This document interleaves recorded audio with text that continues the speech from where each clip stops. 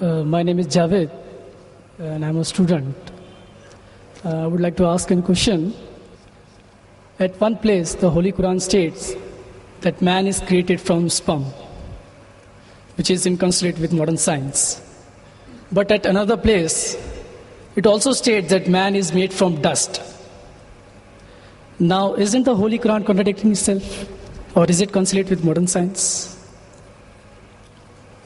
The brother posed the question that one place the Holy Quran says that human beings have been created from sperm, which consistent with modern science. The other place, human being is created from dust. Can you prove it scientifically it's created from dust? And isn't there a contradiction? One place sperm, one place it says dust. The Holy Quran does say, as I mentioned in my talk, in Surah Qiyamah, chapter 75, verse number 37 to 39, it says that human beings have been created from sperm, which has been proved by science. The Holy Quran also says in Surah Hajj, chapter 22, verse number 5, that we have created the human beings from a quintessence of dust. Today science tells us that all the elements that are there in the human body, they are present in lesser or greater quantity in the soil, in the earth. So the statement that human beings have been created from earth is scientifically proven. That whatever components are there in the human body, the constituent, the elements, they are present in the earth, in the soil, in lesser or greater proportion. The second part of the question, isn't it a contradiction? One place the Quran says man is created from sperm, one says from dust. Is it a contradiction? See, a contradiction is two statements which are conflicting with each other, which cannot take place simultaneously. The Quran does not only say man has been created from sperm and the other place from dust. It also says in Surah Furqan, chapter 25, verse 54, that man has been created from water. You will tell me there are three contradictions. See, science has proven that man has been created from dust, as well as from sperm, as well as from water. If I tell you in one statement that to make a cup of tea, I require water. In the second statement I say, to make a cup of tea, I require tea leaves or tea powder. It's not a contradiction. I require both. If I want to make sweet tea, I add sugar to it. If I want to make panikam tea, I add less water and more milk. If I want to make Sulaimani tea, I add only water. So there is no contradiction when the Quran says human being is created from sperm and dust and water. It is actually contradistinction.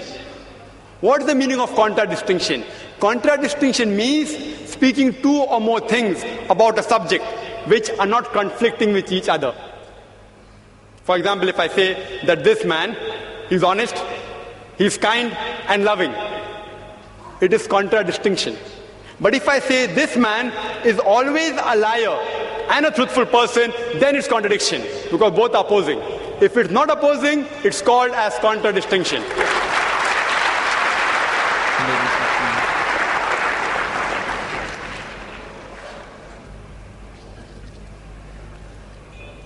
Next question from the ladies section. Assalamu alaikum, brother. My name is Farida Ansari. I am a laboratory technician. Quran says Allah is the creator of the human being. Does science agree with it? The sister posed a question that the Quran mentions that Allah subhanahu wa ta'ala is the creator of the human beings. Does science agree with it? And Quran says in several places, including the last verse of the embryological stages, that is Surah Mu'minun, chapter 23, verse number 14, that Allah is the best to create. Can we prove it scientifically that Allah is the creator? Quran gives the answer. Quran gives the answer in Surah Tur, chapter 52, verse number 35. It poses a question that were you created from nothing? See, the Arabic word used for creator in all the verses of the Quran is khaliq. It is derived from the Arabic word khalaqa. Arabic word khalaqa has got 4 meanings. One meaning is to create something from nothing, without any previous example. That's only possible for Allah subhanahu wa ta'ala. Second meaning of khalaqa is to create something new from pre-existing material. The third meaning is of khalaqa, programming or planning. And the last meaning is to make smooth. So Quran poses a question in Surah Tur, chapter 52, verse 35, that were you created from nothing? But naturally the answer is negative. No. Human beings aren't created from nothing. They pose the next question. Were you the creators or we the creators? We know very well that man cannot create another man. If he could do that, then the moment he died, he would have created himself back. If his relatives would have died, he would have brought them back to life. Human beings can't even create a living creature such as fly, live aside human being. Neither can you attribute the organs of the body, say the reproductive organs, like testes or ovaries, that they are the cause for a creation.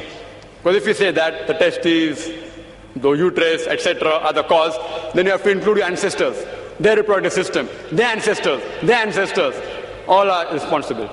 So the answer is negative. Quran poses the next question in Surah Waqia, chapter 56, verse number 58 and 59, that do you not look at the sperm you have emitted? Were you the creator or we the creator? And but natural, all these questions that Quran poses, the answer is negative.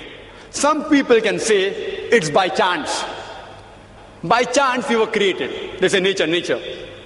Natural thing. It happened by chance. Let's analyze scientifically whether the human beings can be created by chance. The protein molecule is a very important structure of the living cell.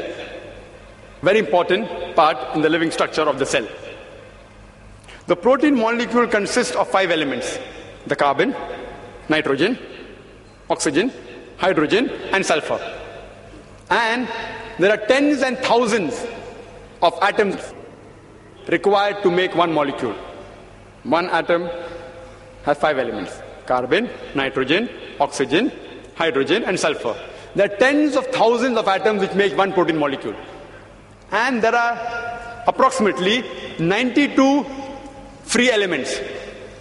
The chances that out of these 92, the 5 will form an atom, and these atoms will form tens and thousands of atoms to form one protein molecule, was calculated by Frank Alien. And he said the chances are 1 in 10 raised to 160. You know what is the meaning of 1 in 10 raised to 160? If I say 1 in 10 raised to 2, 10 raised to 2 means 100, 2 zeros. 1 in 100, chances 1%.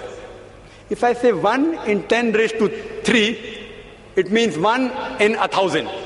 That's 0.1%. If I say 1 in 10 raised to 4, it means 1 in 10,000. Means 0.01%. So when the calculation was made, 1 in 10 raised to 160, it means 0.00000, 157 zeros, then 1. And mathematics tells anything 1 in raised to 10 raised to 50, it's counted as 0. Furthermore, this is talking about one molecule, and the substance required to form this one molecule of protein was calculated by another person, Charles Guy, that it will require millions of times of substance as huge as our galaxies. Millions of galaxies will require to form this one molecule of protein. And the time was calculated by Charles Guy. The time taken for one protein molecule to be formed will be 10 raised to 263 years. You know what is that? 1000000, 263 zeros it will take to form one protein molecule. And do you know there are how many protein molecules in one cell? And do you know how many other molecules are there in the cell? And how many cells are there in the human being? There are more than 6 billion molecules when a child is born. That's what doctors tell us today. 6 billion. One more protein molecule takes 1 in 10 raised to 160 chances. Time taken is 10 raised to 263 years. To take 6 billion for one baby, imagine. And how many women are pregnant? There are millions of women pregnant at a time. And it takes only 9 months. The chances science tells us is 0, 0, 0. No chance at all. These things cannot take by chance. They have to be programmed by someone. Science tells us there has to be someone, some supernatural force. Therefore, science, as I said earlier, is not eliminating God, it is eliminating models of God. La ilaha illa.